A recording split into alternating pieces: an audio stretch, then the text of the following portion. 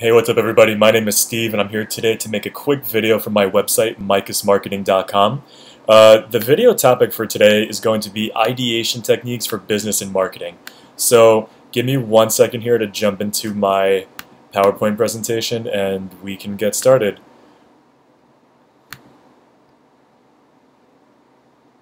Okay, sorry for that small delay. Okay, so let's get started. What is ideation? Okay, so if you've never heard this term before, ideation is the combination of two words. Those two words are idea and generation, right? So as defined, at least by Wikipedia, ideation is the creative process of generating, developing, and communicating new ideas. Why ideation?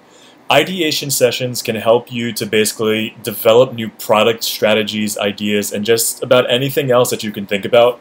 And what I want to do today is I want to focus on one specific technique that was actually shown to me by a gentleman that I'll kind of introduce a little bit later on. But, let's jump right into it and get to this idea, right? Doesn't matter what you do. Business, marketing, sales, development, internet marketing and SEO like I do, consulting work, product development, whatever it is, right?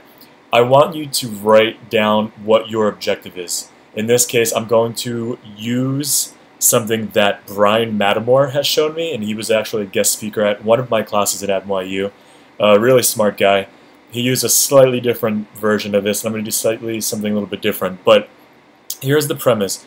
Write down what your objective is. If you want to sell water to whales, write that down. If you want to create a new product or whatever it is, write it down. I just want to show you the things that we need to pay attention to, okay? The first thing we're going to do is when you have your idea written down, we're going to pay attention to this we part, right? So who is we?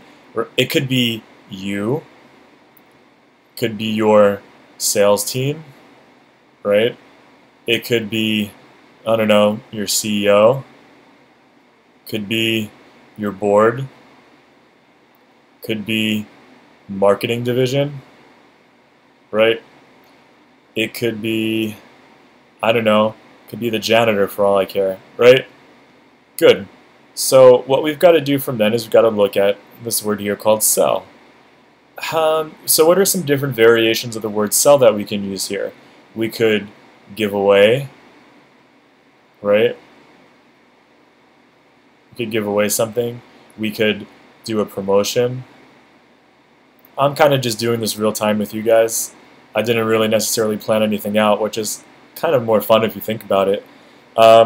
Aside from sell, we could do a contest.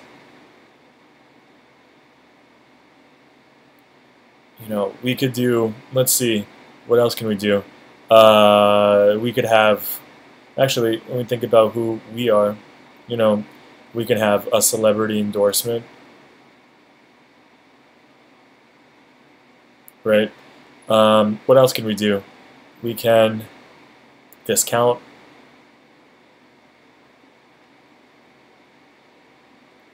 Got it, right? So what else we have to look at here is this word insurance. What I would suggest is thinking about different types of insurance, right? Life insurance is one. Gosh, what else do we have? We can have auto insurance.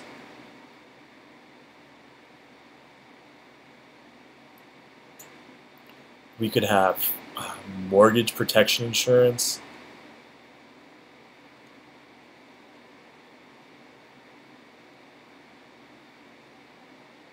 Right? We could have, let's see, child insurance.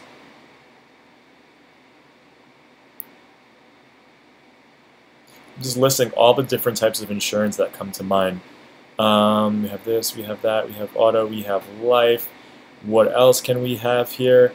We could have, I'm trying to think of any other kinds of insurance. No, let's go back to it too. Now, this is kind of our target group here. This is who we want to sell to. It's important to generate ideas based on this because this is going to be your end user or your target market or audience, which is really important later on. For this, what I'm going to do is I'm going to think of all the different types of Christians that are out there.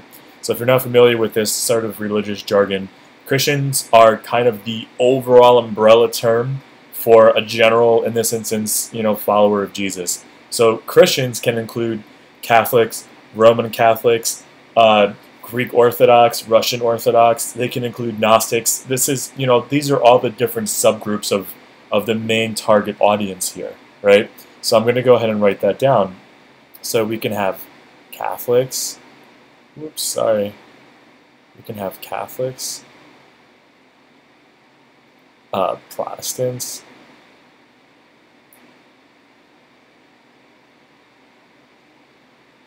we could have Gnostics. I don't know, I just felt creative. We could have Greek Orthodox.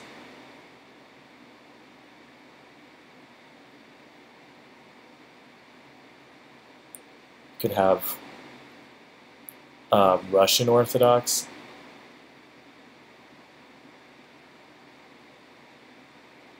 And there are so many more. You can keep on going. So what we've done here, though, now is we had a main objective, right? Our main objective was, in this instance, we wanted to figure out how we can sell more insurance to Christians, for example, right? So what we've done is we've broken this down into different components, and we've taken those components and we've really expanded into things that can be included within those categories. So for example, for this we category here, what we've done is we've thought of all of the different people that we can use as a medium to sell insurance to Christians. Who did we identify as the we component? It could be yourself, it could be your sales team, it could be your CEO, it could be your board, it could be your marketing department, it could be your janitor, it could be your employees, right? And then here we move on to the different aspects of sell. How can we take this concept of sell and expand upon it, right? Well, when we sell something, we can basically give it away. We can run promotions about it. We can have contests about it. We can use celebrity endorsements. We can run discounts. We can do sales, right? And then we think about insurance, which is the main product here. We've really brainstormed a bunch of different ideas that we can use or that we can basically think about to sell insurance types of. So we have life insurance, auto insurance, mortgage protection insurance, child insurance, grandchild insurance, whatever. You can just keep running with the list. And here, in this instance, we have Christians.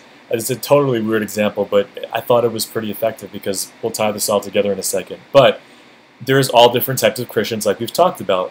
There are Catholics, there are Protestants, there are Gnostics, there are Greek Orthodox Christians, there are Russian Orthodox. It goes on and on. But what the cool thing that we can do is now is we can start to bridge these things together to get more definite and concrete actionable plans. So we can say we can have the marketing team come in and run a contest for auto insurance that specifically targets, say, Protestants. It's a weird example, but I just want you to see the process here, how we're taking all of these ideas now and tying them together, right? So, I don't know, you could have your employees come together to promote some kind of sale or discount. Maybe they do it through awareness, through talking to their customers or whatever, of a new type of life insurance that you're selling for children that might be targeted specifically to Greek Orthodox people. Again, you can sub out this group of Christians here to any end user. But what we've done is we've really taken these main components of our objective, again, and we've broken them down into all of these different categories that we can then come in and tie together like this. So if you think of all the different combinations and categories here, you are going to be left with this whole new, set of ideas that would have been almost impossible to brainstorm beforehand. Now, obviously, as we can see, in this specific example, some of these are going to be absolutely ridiculous, and that's fine. But some of them are going to be absolutely brilliant, which is a point that we're going to touch on a little bit, probably in the next slide over here. What I want to touch on real quick is the guy who introduced me to this was Brian Mattamore, and he really said, when it comes to ideation, quantity is quality. So Yeah, just like I've said, when we're doing ideation sessions, the quantity of ideas that you have is really going to be where you find your quality. Because obviously you can throw out ideas that make no sense, that would serve nothing to you or your organization, and you can basically keep everything that's quality. But in this specific example with ideation, you're going to find those quality ideas through the quantity that you're able to generate. So there's nothing stupid here. Going through even stupid examples like that are really what is going to allow you to find the best ideas for you. Again, thank you to Brian Matamore. He was a guest speaker at one of my classes at NYU. He has a company and a bunch of books that you want to check out. If you Google his name, that'll take you right to him. Another thing that he mentioned that is it's very important to socially engage everybody in the group and get them to contribute. Generally, when you do ideation sessions, you want to do them with groups. I wouldn't suggest really, really big groups. You know, maybe 3, 4, or 5 people just getting together and jotting down ideas. Even if you have a really big team of, say, 10 or 20 people, you probably want to break them down, see what groups of 4 can come up with, and then bring it all together and compare it. And then you want to move into the last stage, and I have here that the most important part is action. You just don't want to ideate and do nothing with all of your ideas. It's very important to develop them and to nurture them. You know, big companies today will be all about, you know, we want to be creative, we want to be innovative, we want to generate all these ideas. We're going to devote company time and we're going to devote company resources to actually figuring out new ideas. But a lot of times these companies won't do anything with those ideas. They just, I don't know if they want to be hip or trendy or cool, but if you're in that kind of situation, or no matter what your situation is, you don't want to back yourself into a corner where you're generating all of these ideas and then you're doing absolutely nothing with them, okay? So, again, to go back here and to sort of recap, what I've done is I've just blanketly defined, you know, an objective of an organization. In this case, Brian Matamore was approached by a company that asked him, how can we sell more insurance to Christians? Sounds absolutely ridiculous, and I bet you when you were looking at this at first, you were like, I don't know how the hell we can sell more insurance to Christians. But when we actually broke down the objective and we defined the subgroups that are involved with these words here, we generated probably hundreds, if not thousands, of potential, you know, products and strategies and business development opportunities for this company.